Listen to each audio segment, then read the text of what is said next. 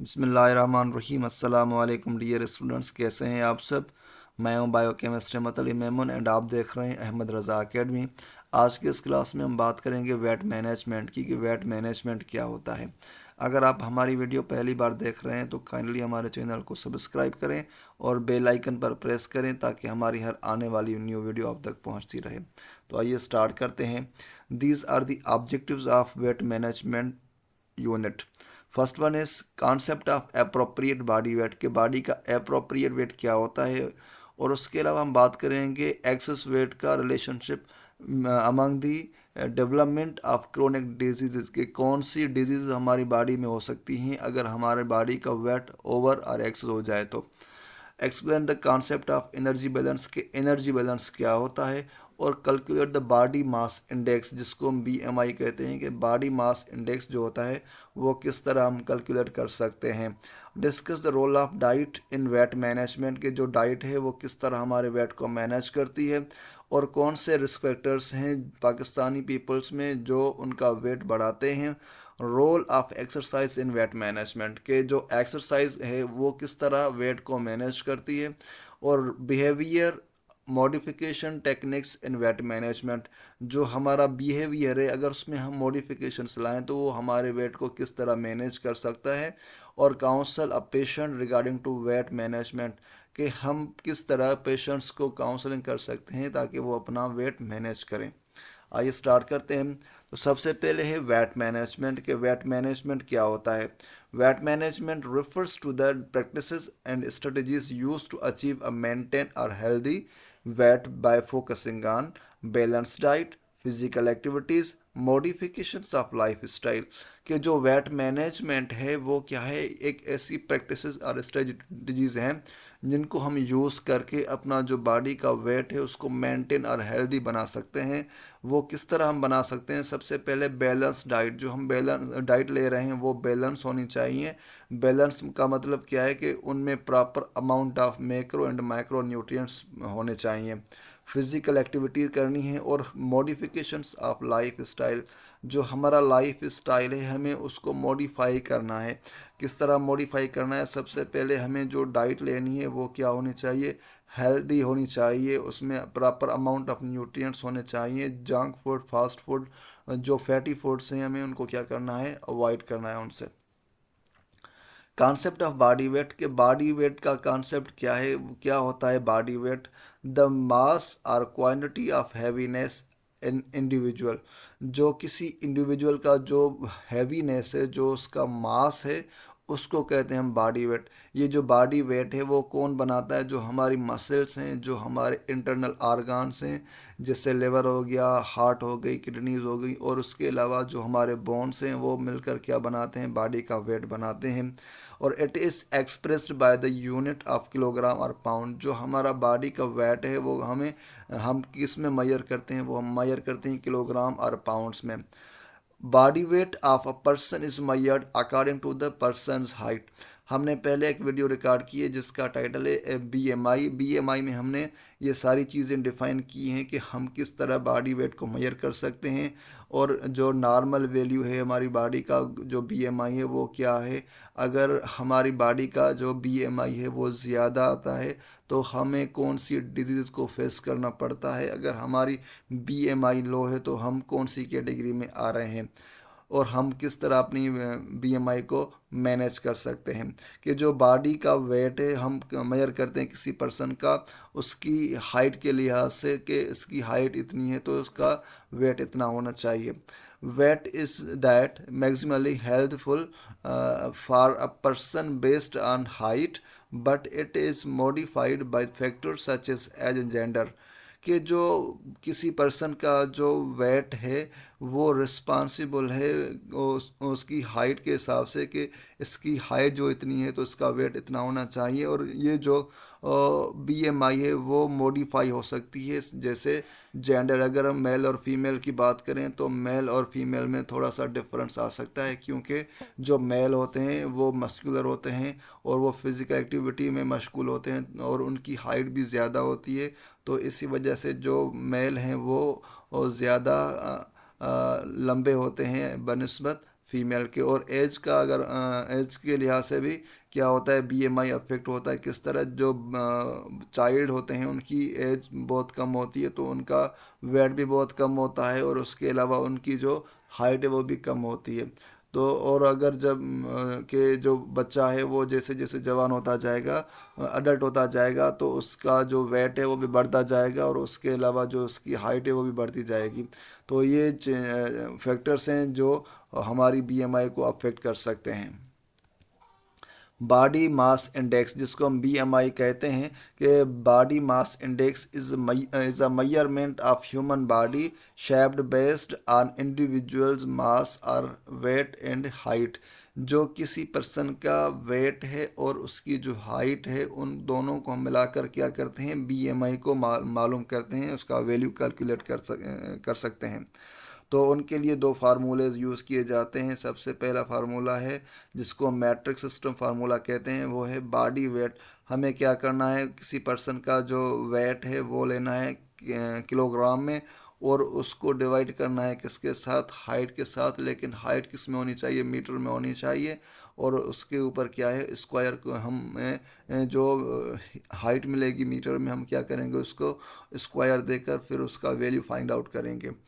और उसके अलावा दूसरा फार्मूला जिसे एम्पेरल फार्मूला कहते हैं हम, इसका फार्मूला ये है 703 इंटू वेट। हम क्या करेंगे, 703 को मल्टीप्लाई करेंगे वेट के साथ, लेकिन वेट क्या किस में होना चाहिए, पाउंड्स में होना चाहिए। और उसको डिवाइड करेंगे किसके साथ, हाइट के साथ, लेकिन हाइट इंचज़ में होनी चाहिए। ये दोनों फार्मूले किस तरह सॉल्व होते हैं, हम किस तरह कैलकुलेट कर सकते हैं, इस पर हमने एक वीडियो पहले बनाई है जिसका टाइटल है बीएमआई। अगर आपने वो वीडियो नहीं देखी तो उसकी लिंक डिस्क्रिप्शन में अवेलेबल है, आप वो वीडियो देखें ताकि आपके बेसिक कॉन्सेप्ट क्लियर हो जाएं कि बीएमआई किस तरह हम फाइंड आउट कर सकते हैं किसी पर्सन की, by using this both formulas. अगर हम बीएमआई की बात करें अकॉर्डिंग टू डब्ल्यूएचओ, के जिसका बीएमआई वैल्यू 15 से कम आ रहा है तो वो क्या होगा, वेरी सिवियरली अंडरवेट कहलाएगा। और अगर किसी का बीएमआई वैल्यू 15 से लेकर 16 तक आ रहा है तो उसको कहेंगे हम सिवियरली अंडरवेट। और जिसका वैल्यू 17 से लेकर 18 तक आ रहा है तो उसको कहेंगे हम अंडरवेट। क्योंकि जो नॉर्मल बीएमआई है वो है 18.5 से लेकर 25 तक, और 24.9 तक जो अगर वैल्यू किसी की आएगी तो हम उसको कहेंगे नॉर्मल और हेल्दी और आइडियल वेट। अगर किसी पर्सन का जो बीएमआई वैल्यू है वो 26 से लेकर 30 तक आ रहा है तो हम उसको कहेंगे ओवरवेट। और अगर किसी का बीएमआई वैल्यू 30 से लेकर 35 तक आ रहा है तो उसको कहेंगे हम क्लास 1 ओबेस। और किसी का वैल्यू अगर 35 से लेकर 40 तक आ रहा है तो उसको कहेंगे हम क्लास 2 ओबेस। और अगर किसी पर्सन का बीएमआई 40 से अबो है तो उसको कहेंगे हम class 3 obese. Risk of diseases and clinical disorders due to the excess body weight, के अगर किसी का पर्सन का जो बॉडी वेट है वो एक्सेस में है तो कौन सी डिजीज आ सकती हैं उसके अंदर। तो there is a risk of numerous diseases and clinical disorders due to the excess body weight such as type 2 diabetes. अगर किसी पर्सन का वेट बढ़ता है तो उसमें टाइप 2 डायबिटीज़ होने के चांसेस बढ़ जाते हैं। क्यों, एक्सेस वेट जब अक्यूमुलेट हो जाती है अराउंड द एब्डोमेन, फिर क्या होता है, वो क्या करती है, जो इंसुलिन रेजिस्टेंस करवा सकती है। जैसे अगर किसी पर्सन का वेट ज़्यादा है, उसमें जो एक्सेस फैट जमा हो गई है, एक्यूमुलेट हो गई है, तो फिर वो क्या करेगी, जो रिसेप्टर्स हैं इंसुलिन के सेल के सरफेस पर, उनको क्या करेंगे, डिसरप्ट करेंगे। तो फिर क्या होगा, जो इंसुलिन है वो अच्छे तरीके से रिसेप्टर के साथ बाइंड नहीं हो पाएगी। अगर इंसुलिन रिसेप्टर के साथ बाइंड नहीं हो पाएगी तो फिर क्या होगा, जो ग्लूकोज है वो ब्लड में सर्कुलेट करता रहेगा, सेल के अंदर नहीं जा पाएगा। तो फिर क्या होगा, उसको डायबिटीज़ की डिजीज़ हो सकती है, उसे हम कहेंगे टाइप 2 डायबिटीज़। कि टाइप 2 डायबिटीज़ किसको कहते हैं कि जो बीटा सेल्स हैं वो इंसुलिन तो सीक्रेट कर रहे हैं, लेकिन जो उनके रिसेप्टर्स हैं वो उनको रिस्पॉन्स नहीं कर पा रहे हैं, तो उसको हम कहेंगे टाइप 2 डायबिटीज़। और उसके अलावा हार्ट डिजीज़, पलक फॉर्मेशन, अगर किसी पर्सन का वेट ज़्यादा है, फैट ज़्यादा है, तो फिर क्या होगा, वो जो फैट है आर्टरीज में जाकर डिपॉजिट हो जाएगी और क्या बना देगी, एक पलक फॉर्मेशन बना देगी। फिर क्या होगा, जो ब्लड वेजल है वो नैरो हो जाएगी। अगर वो नैरो हो जाएगी तो ब्लड प्रेशर भी क्या होगा, बढ़ जाएगा उसी पर्सन का। अगर वो कम्प्लीटली ब्लॉक हो जाती है वेजल, तो फिर क्या होगा, हार्ट अटैक और स्ट्रोक होगा किसी पर्सन के अंदर। हाइपरटेंशन, उसका ब्लड प्रेशर हाई रहेगा, क्योंकि जो ब्लड वेजल का वॉल्यूम है, सॉरी, जो डायामीटर है वो क्या हो जाएगा, वो रिड्यूस हो जाएगा। अगर उसका डायामीटर रिड्यूस हो जाएगा तो फिर क्या होगा, जो ब्लड प्रेशर है वो भी बढ़ जाएगा। और उसके अलावा लिवर डिजीज, अगर फैट की अक्यूमुलेशन हो जाती है लिवर के ऊपर, फिर क्या होगा, इन्फ्लामेशन होगी। और अगर वो इन्फ्लामेशन ज़्यादा टाइम तक चलेगी, जिसको हम क्रोनिक इन्फ्लामेशन कहते हैं, तो फिर उस कंडीशन को हम कहेंगे सिरोसिस, लिवर सिरोसिस। उसमें क्या होता है, जो लिवर है उसके सेल डैमेज हो जाते हैं और उसका कलर जो है वो चेंज हो जाता है, और उसकी जो मॉर्फोलॉजी है वो और फिजियोलॉजी वो दोनों चेंज हो जाती हैं, तो उसको हम कहेंगे लिवर डिजीज़। जॉइंट प्रॉब्लम, अगर किसी पर्सन का वेट बढ़ जाता है तो फिर क्या होगा, उनको जॉइंट प्रॉब्लम होगा, जोड़ों का दर्द होगा, जैसे स्पेशली नी और हिप और बैक। जो किसी पर्सन का जब वेट बढ़ जाता है तो फिर क्या होगा, उसकी जो नी है और हिप रीजन है और जो बैक साइड है, उन जगह पे जो कार्टिलेजेस होती हैं वो क्या हो जाती हैं, ब्रेक डाउन हो जाती है। फिर क्या होता है, जो उनके जॉइंट्स हैं वो मूवमेंट करने में दिक्कत फील करते हैं, उनको पेन होता है जॉइंट्स में। और कार्टिलेज ब्रेकडाउन, अगर किसी पर्सन का वेट बढ़ जाता है तो फिर क्या होता है, जो कार्टिलेजेस होती हैं उनके जॉइंट्स में वो उनकी ब्रेकडाउन हो जाती है। फिर क्या होता है, उनको पेन फील होता है और उसकी जो मूवमेंट है जॉइंट की वो भी इमूवेबल हो जाते हैं, जॉइंट्स वगैरह वो भी सही नहीं हो पाती है। स्लीप एपनिया, नींद का सही से ना आना, क्यों नहीं आना, स्लीप क्यों नहीं आती है, नींद क्यों नहीं आती है सही तरीके से, क्योंकि जो फैट है वो नेक अराउंड अक्यूमुलेट हो जाती है। फिर क्या होता है, जो उनका एयर वे है जिसको हम ट्रेकिया कहते हैं वो टेम्पररी कोलेप्स हो जाता है। फिर क्या होता है, उनको सही से नींद नहीं आ पाती है। और उसके अलावा जब उनका ट्रेकिया टेम्पररी कोलेप्स हो जाता है तो फिर क्या होता है, उनके लंग्स में प्रॉपर अमाउंट ऑफ एयर नहीं जाती। अगर एयर नहीं जाएगी तो जो उनकी ब्लड है उनमें कार्बन डाइऑक्साइड की वैल्यू बढ़ जाएगी और ऑक्सीजन की वैल्यू लो हो जाएगी। तो फिर भी क्या होगा, उनको अस्थमा फटीग वगैरह होगी, तो फिर उनको नींद सही तरीके से नहीं आएगी। उसके अलावा है किडनी डिजीज़, अगर किसी पर्सन का वेट बढ़ जाता है, कोलेस्ट्रॉल की लेवल बढ़ जाती है, तो फिर क्या होगा, हाई ब्लड प्रेशर होगा। अगर हाई ब्लड प्रेशर होगा और डायबिटीज़ होगी तो फिर क्या होगा, जो नेफ्रॉन्स हैं उनके ऊपर भी प्रेशर बढ़ेगा। फिर क्या होगा, वो डैमेज हो जाएंगे। अगर नेफ्रॉन डैमेज हो जाते हैं तो जो फिल्ट्रेशन प्रोसेस है हमारी बॉडी का वो भी प्रॉपर तरीके से नहीं हो पाएगा और उसको हम कहेंगे kidney disease. Reproductive problems, hormonal changes हो जाएंगी। अगर हार्मोन्स चेंज हो जाते हैं, उनकी जो लेवल्स है वो चेंज हो जाती है, तो फिर क्या होगा, जो रिप्रोडक्टिव सिस्टम है वो भी अफेक्ट होता है। अगर हम फीमेल की बात करें तो fat tissue produce extra estrogen disrupting menstrual cycle environment, कि उनमें जो एक्स्ट्रा फैट अगर अक्यूमुलेट हो जाएगी तो फिर वो क्या करेगी, एस्ट्रोजन को एबनॉर्मली ट्रिगर करेगी, जिसकी वजह से क्या होगा, जो मेंस्ट्रुअल साइकिल है वोमेन में वो भी डिसरप्ट हो जाएगी। अगर वो ये साइकिल डिसरप्ट होती है तो फिर क्या होता है, उनमें बहुत सारी डिजीज़ और वेट गेन होता है। Infertility, hormonal imbalance can impair ovulation, जो ओव्यूलेशन है वो भी प्रॉपर तरीके से नहीं हो पाएगी। फिर क्या होगा, जो रिप्रोडक्टिव सिस्टम है वो भी उसके साथ अफेक्ट होता है। These are the disease which are caused by the excess weight, ये आप खुद देख लीजिएगा। एनर्जी बैलेंस कॉन्सेप्ट के जो एनर्जी बैलेंस है वो क्या होता है। Energy balance simply describe the balance between calories which are eaten and calories are used through daily living activities और एनर्जी आउटपुट। जो हम एनर्जी लेते हैं, जो फूड हम लेते हैं, अगर वो हम उतना ही यूटिलाइज करते हैं उस फूड को, इट मीन्स के उतनी हम एक्टिविटीज़ करते हैं, तो उसको कहते हैं हम energy balance.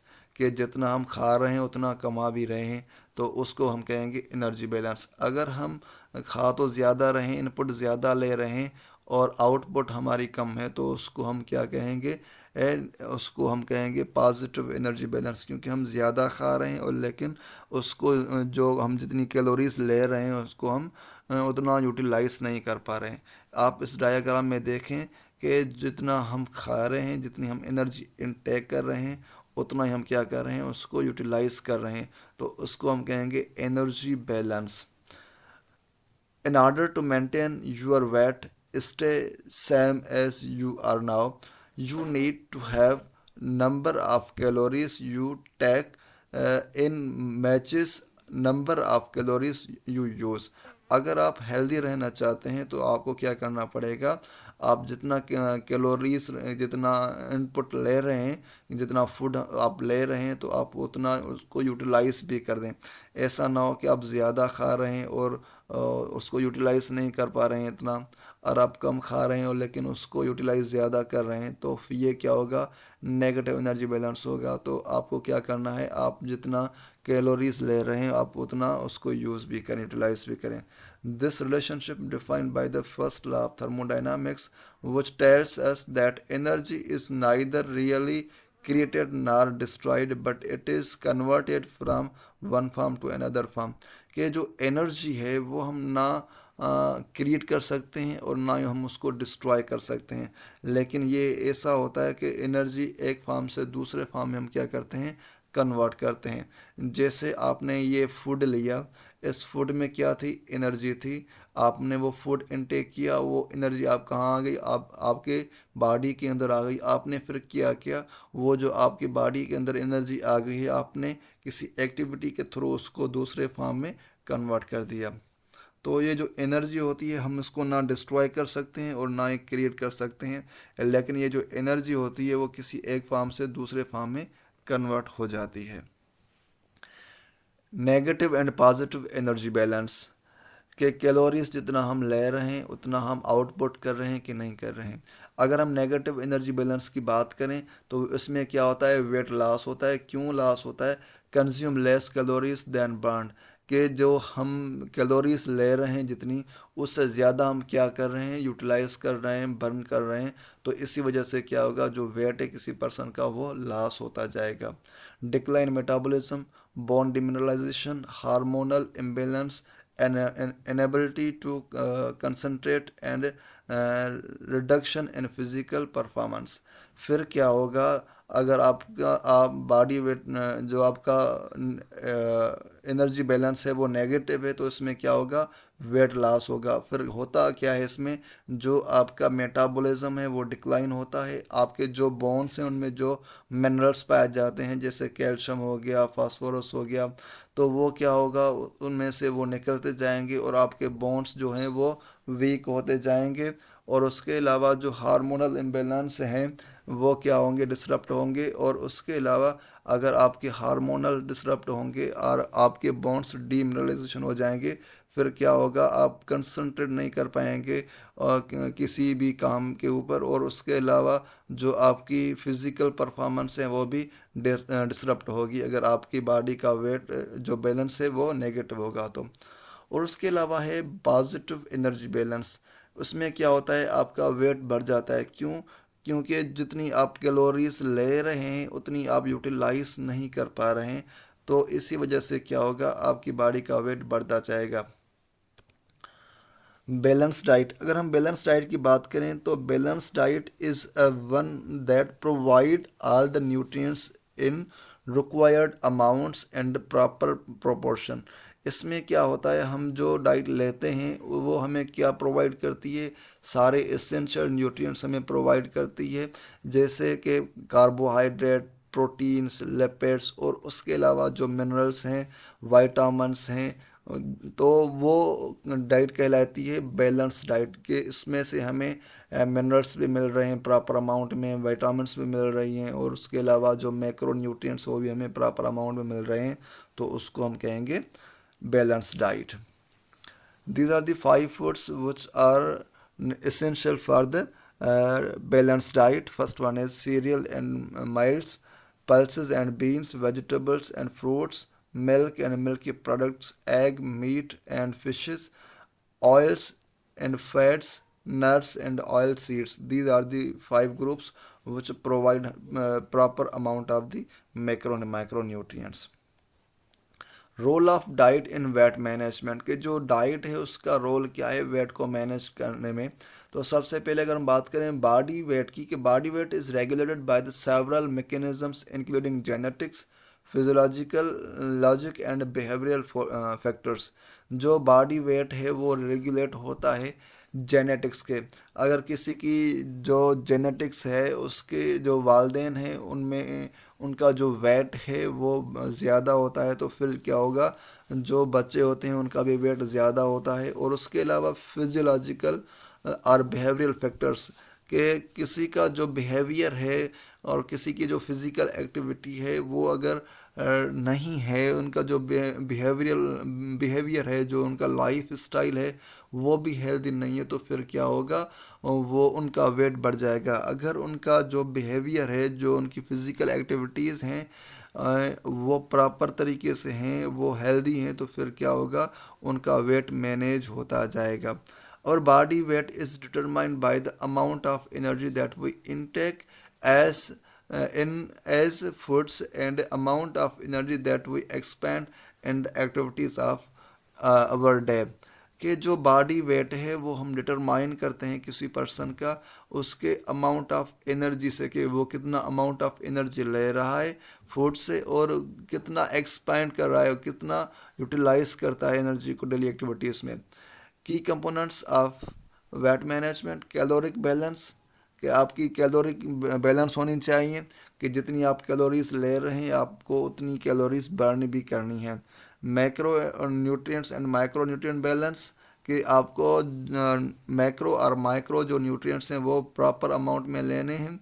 Meal frequency and timing, जो मील फ्रीक्वेंसी है आपकी वो आपको मैनेज करनी है, और टाइमिंग जो है आपकी वो भी आपको मैनेज करनी है।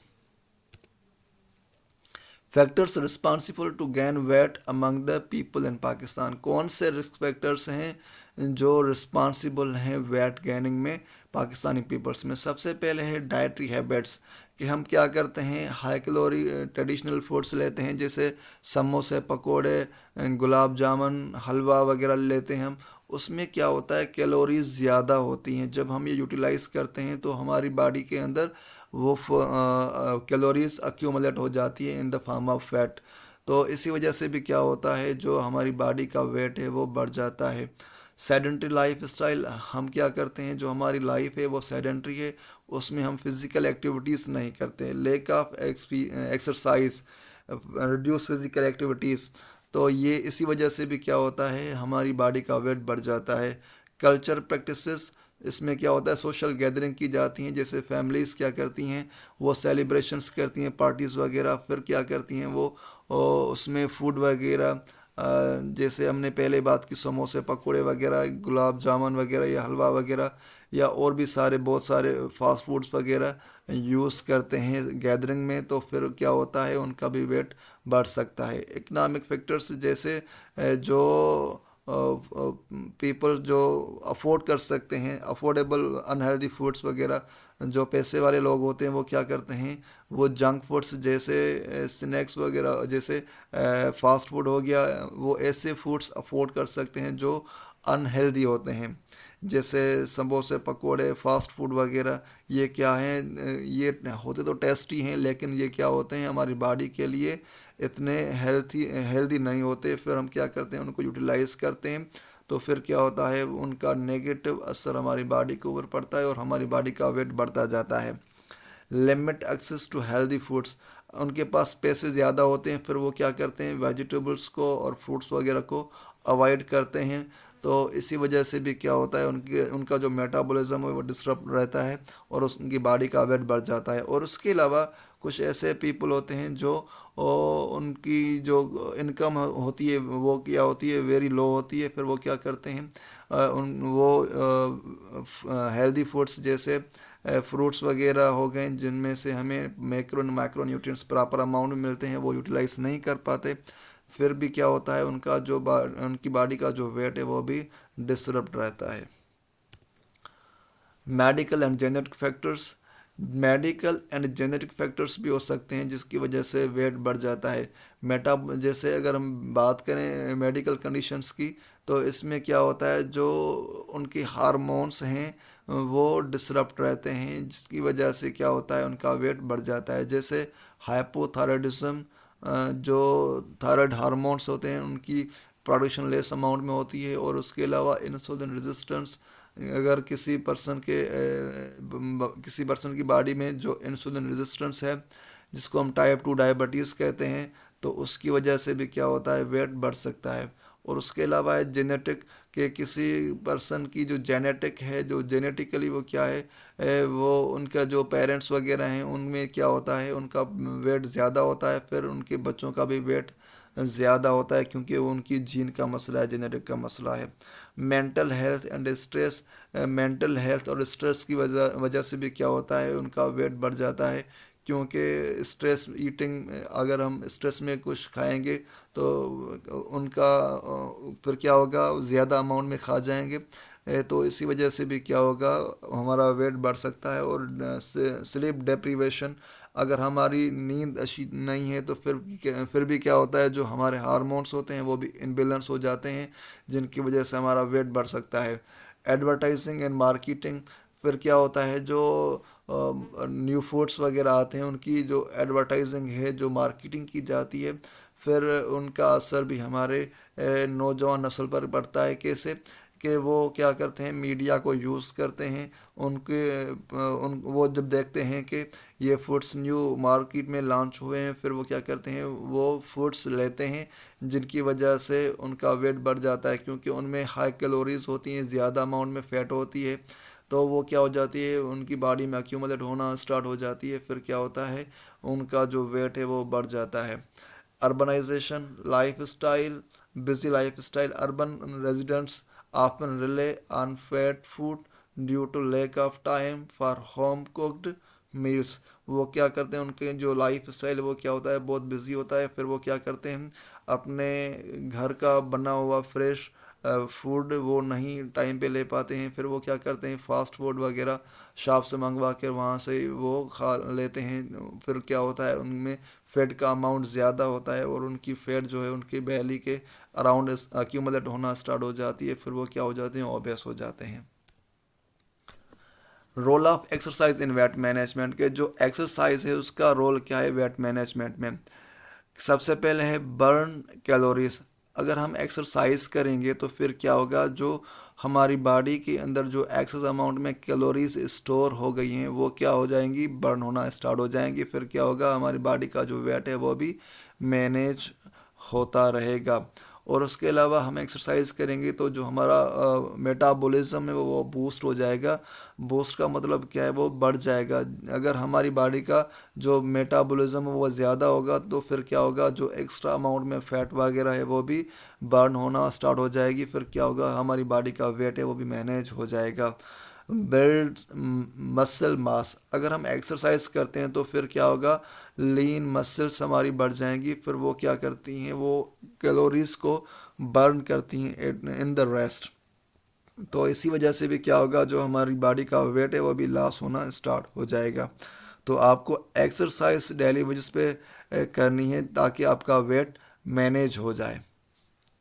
कंट्रोल एपेटाइट, अगर हम एक्सरसाइज करते हैं तो फिर क्या होता है, जो हमारी एपेटाइट है, जो भूख है हमारी, वो भी क्या होती है, रेगुलेट होती है। हंगर हार्मोन से रेगुलेट होते हैं, वो क्या करते हैं, हमारी ओवर ईटिंग को स्टॉप करते हैं, उनको हमें प्रिवेंट करते हैं उससे। इन्हांस मूड, अगर आपका मूड ज़्यादा अच्छा है तो फिर क्या होगा, physical activity reduce stress and improves mental wellbeing, preventing emotional eating.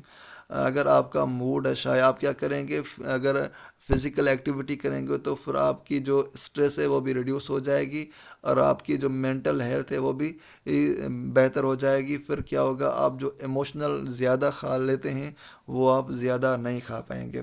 Promote long term weight management. फिर अगर आप रेगुलर एक्सरसाइज करते हैं तो फिर वो क्या करता है, आपको जो आपका जो हाई वेट है उससे आपको प्रिवेंट करता है। Behavior modifications and weight management. Weight management involves in adopting a healthy lifestyle that includes knowledge of nutrient and exercise, positive attitude and motivation.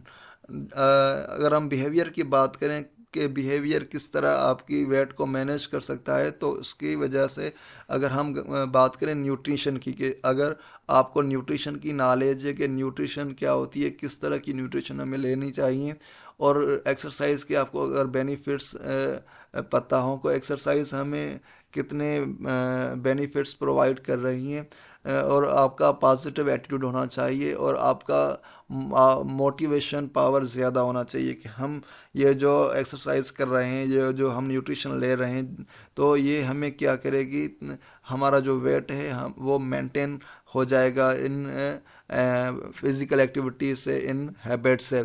तो फिर क्या होगा, आपका जो वेट है वो मैनेज हो सकता है। Internal motives such as better health, self confidence and personal control increase your chance to lifelong weight management success. आप क्या करेंगे, आपको जो एक्सरसाइज है आपकी और जो आपका न्यूट्रिशन का इनटेक है, जो बैलेंस डाइट है, अगर वो आपका लॉन्ग टर्म तक चला रहेगा तो फिर क्या होगा, आपका जो वेट है वो मैनेज हो जाएगा इंशाल्लाह।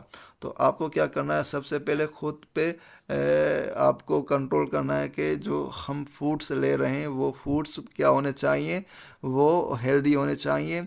और आपकी जो एक्सरसाइज है वो आपको एक्सरसाइज कंटिन्यू रखनी है, उसको छोड़ना नहीं है, और ख़ुद पे भरोसा रखना है कि ये जो हम काम कर रहे हैं वो इसकी वजह से क्या होगा, हमारा जो वेट है वो मैनेज हो जाएगा। Eat only while sitting down. Do not eat while reading, cooking, talking on phone, working on the computer और वाचिंग टेलीविज़न। आपको जो खाना खाना है वो क्या करना है, बैठ के खाना है। ऐसा ना हो कि आप काम भी कर रहे हो, पढ़ भी रहे हो, खा भी रहे हो, कुछ बना रहे हो फिर भी खा रहे हो। तो इस वजह से भी क्या होता है, आप ओवर ईट कर जाते हैं। तो इसीलिए आपको क्या करना है, जो खाना खाना है वो बैठ के खाना है, उस वक्त आपको कुछ भी नहीं करना। तो क्या होगा, आपका वेट जो है वो मैनेज हो जाएगा। Select one item you will eat at a time. आपको क्या करना है, एक ही फूड आइटम खाना है एक ही टाइम पर। During your breaks go for walk instead of eating. अगर आप किसी जगह पे काम कर रहे हैं और आपको कुछ टाइम मिलता है तो फिर आप क्या करें, आप वॉकिंग करें। आपको खाने को प्रेफरेंस नहीं देनी है, लेकिन आपको क्या करना है, आपको वॉकिंग वगैरह करनी है, थोड़ी सी एक्सरसाइज करनी है। If you get hungry between meals plan healthy snacks. अगर आपको भूख लगी है तो फिर आप क्या करेंगे, आप ऐसा फूड चूज़ करेंगे जो आपकी हेल्थ के लिए क्या हो, हेल्दी हो। Do not skip meal as it may result overeating at a next meal. आपको मील जो है आप वो स्किप नहीं करनी है। फिर अगर आप स्किप करेंगे तो फिर क्या होगा, आप दूसरा जब अटेम्प्ट करेंगे, जब आप फिर से खाना खाएंगे तो फिर क्या होगा, आप ओवर ईट कर जाएंगे, आप ज़्यादा खा जाएंगे पहले से भी। तो फिर इसी वजह से आपका वेट बढ़ सकता है। तो आपको जो आपकी मील है वो आपको स्किप नहीं करनी है। Wait 20 minutes before eating something you are cravings। आपको क्या करना है, 20 मिनट्स वेट करना है। आपको ज़्यादा अगर भूख लगी है तो फिर क्या करेंगे, आपको 20 मिनट्स और भी वेट करना पड़ेगा। अगर आप वेट नहीं करेंगे तो फिर क्या होगा, आप ज़्यादा खा जाएंगे, फिर क्या होगा, आपका वेट जो है वो भी बढ़ जाएगा। और आपको कभी भी एम्प्टी स्टमक पे खाना नहीं खाना चाहिए। सबसे पहले आप क्या करें, आप 1 या 2 गिलास पानी का ले लें, ताकि जो आपका स्टमक है कुछ फिल हो जाए, ताकि आप इतना खाना नहीं खा पाएँ। अगर आप ज़्यादा खा जाएंगे तो फिर क्या होगा, आपका वेट बढ़ जाएगा। तो इसीलिए आपको कभी भी एम्प्टी स्टमक पे खाना नहीं खाना है। ईट स्लोली, आपको क्या करना है, आहिस्ता आहिस्ता खाना है। Remember it takes about 20 minutes for your stomach to send message to your brain that it is full। कि आपको क्या करना है, आहिस्ता आहिस्ता खाना है, क्योंकि जो आपका स्टमक है वो 20 मिनट्स के अंदर क्या करता है, ब्रेन को सिग्नल सेंड करता है कि वो क्या करे, वो केमिकल रिलीज़ करें, हार्मोन रिलीज़ करें, जिसको हम हंगर हार्मोन कहते हैं। वो क्या करते हैं, हमारी जो ईटिंग है उसको स्टॉप करवा देते हैं। Don't let fake hunger make you think you need more. और आपको फेक हंगर को क्या करना है, अवॉइड करना है। ऐसा ना हो कि आपको भूख नहीं हो लेकिन फिर भी आप क्या कहेंगे कि मुझे भूख लगी, मुझे खाना है। तो इसी वजह से अगर आप खाएंगे तो फिर क्या होगा, आपकी बॉडी का वेट बढ़ जाएगा। काउंसलिंग किस तरह कर सकते हैं हम किसी पेशेंट की? सबसे पहले हम क्या करेंगे, build report and understand goals. सबसे पहले हमें करना क्या है कि जो पेशेंट है जिसका वेट ज़्यादा है उसके साथ हम क्या करेंगे, सिंपैथेटिक काइंड वर्ड्स में क्या करेंगे, उसके साथ बातचीत करेंगे ताकि उसका जो ट्रस्ट है वो हमारे ऊपर बिल्डअप हो जाए। और फिर हम क्या करेंगे, उससे जो उसका करंट लाइफ स्टाइल है वो क्या करेंगे, पूछेंगे कि आप क्या करते हैं, आप डाइट कौन सी लेते हैं, कौन सी आप एक्टिविटीज़ करते हैं। फिर उसको क्या करना है, आपको उससे पूछना है कि आप अपना वेट मैनेज करना चाहते हैं, वो क्या आप क्या करते हैं वेट मैनेज करने के लिए। तो ये होता है फर्स्ट स्टेप। उसके बाद आपको क्या करना है, एजुकेट करना है उसी पर्सन को, उसी पेशेंट को, कि explain importance of maintain a healthy weight for a physical and mental wellbeing. आपको क्या करना है, उससे बताना है कि आपको अपना वेट जो है वो मैनेज करना है, मेंटेन करना है, ताकि आप फिजिकली एंड मेंटली क्या रहें, बेहतर रहें, हेल्दी रहें। Share concept of body mass index BMI। आपको क्या करना है, उसके साथ BMI का कॉन्सेप्ट शेयर करना है कि BMI क्या होता है, और BMI का जो वैल्यू है ये नॉर्मल होता है। अगर इससे ज़्यादा आपका वैल्यू आता है तो फिर क्या करना है, आपको अपना वेट रिड्यूस करना है और बढ़ाना है। तो इसी वजह से भी क्या होगा, उसका वेट मैनेज हो जाएगा। आपको उसको बताना है कि आपको अपनी जो BMI है वो मेंटेन करनी है। जो आपकी BMI वैल्यू है वो 18.5 से लेकर 25 तक आए तो फिर आपका वेट नॉर्मल हो जाएगा। तो फिर क्या करना है, आपको अपनी BMI को रेगुलेट करना है, उसको मेंटेन करना है। Discuss dietary habits. Encourage balanced meal with proper portion of protein, carbohydrate, fat। आपको क्या करना है, उसको बताना है कि आप ऐसी डाइट लें जो बैलेंस हो, उसमें proper amount of protein, carbohydrate, fats और उसके अलावा माइक्रो न्यूट्रिएंट्स जैसे मिनरल्स हो गए, वाइटामिन्स हो गए। आपको ऐसी डाइट लेनी है जिसमें ये सारे न्यूट्रिएंट्स प्रॉपर अमाउंट में मौजूद हों। Suggest reducing sugary foods. आपको उसको बताना है कि जो शुगरी फूड्स हैं आपको क्या करनी है, वो रिड्यूस करनी है, कम करनी है। While increasing fruits, vegetables and whole grains. Fruits, vegetables और होल ग्रेन्स से आपको क्या मिलेगा, माइक्रो न्यूट्रिएंट्स मिलते हैं और मैक्रो न्यूट्रिएंट्स। तो आपको क्या करना है, ये सारी चीज़ें लेनी है जिससे आपकी बॉडी का वेट मैनेज हो जाए। Promote physical activity. और आपको उसको बताना है कि आप रोज़ाना क्या करें, 30 से लेकर 60 मिनट तक आप क्या करें, मॉडरेट एक्सरसाइज करें, जैसे रनिंग हो गई, साइकिलिंग और स्विमिंग वगैरह हो गई। फिर क्या होगा, आपकी बॉडी का वेट मैनेज हो सकता है। तो डियर स्टूडेंट, ये था आज का हमारा लेक्चर जिसमें हमने बात की कि वेट मैनेजमेंट क्या होता है, किस तरह हम अपनी बॉडी का वेट जो है उसको मैनेज कर सकते हैं, कि हम किस तरह पेशेंट को जो है काउंसलिंग कर सकते हैं, कौन सी डाइट लेकर हम अपना वेट कम कर सकते हैं, मैनेज कर सकते हैं। और उसके अलावा हमने बात की BMI की, कि BMI की जो वैल्यूज़ हैं वो कौन से नॉर्मल हैं और कौन से एब नॉर्मल हैं, और किस तरह हम अपनी बॉडी को वो मैनेज कर सकते हैं। तो डियर स्टूडेंट, उम्मीद करता हूँ आपको आज का लेक्चर समझ में आया होगा। खुदा हाफिज़, वस्सलाम।